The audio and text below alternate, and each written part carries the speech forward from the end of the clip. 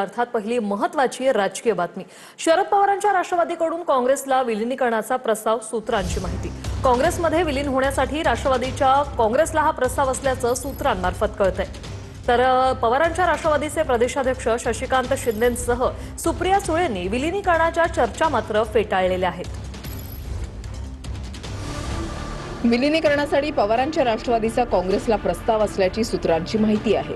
दिल्लीतल्या काँग्रेसच्या वरिष्ठ सूत्रांनी माहिती दिली आहे। विशेष म्हणजे शरद पवारांच्याच राष्ट्रवादीनं काँग्रेसला विलिनीकरणाचा प्रस्ताव दिल्याचं कळतंय।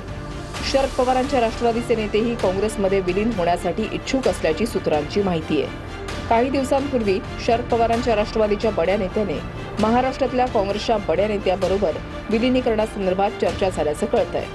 15 ऑगस्टपर्यंत विलिनीकरणाबाबत महत्त्वाचा निर्णय होण्याची शक्यता वर्तवली जाते। याआधी सोनिया गांधींनी तृणमूल काँग्रेसमध्ये फूट पडल्यानंतर ममता बॅनर्जींना विलिनीकरणाचा प्रस्ताव दिलेला आहे। विरोधकांची मोट बांधण्यासाठी काँग्रेसनं विलिनीकरणाच्या माध्यमातून पुढाकार घेतल्याचं समजतंय। तर शरद पवारांच्या राष्ट्रवादीच्या विलिनीकरणाची कोणतीही चर्चा नाही, असं सुप्रिया सुळे आणि प्रदेशाध्यक्ष शशिकांत शिंदेंनी म्हटलंय। काँग्रेस हा अधिक मजबूत व्हायला पाहिजे देशामध्ये। काँग्रेसमधून निघालेले जे लहान पक्ष किंवा नेते आहेत त्यांनी देशाची परिस्थिती समजून घ्यायला पाहिजे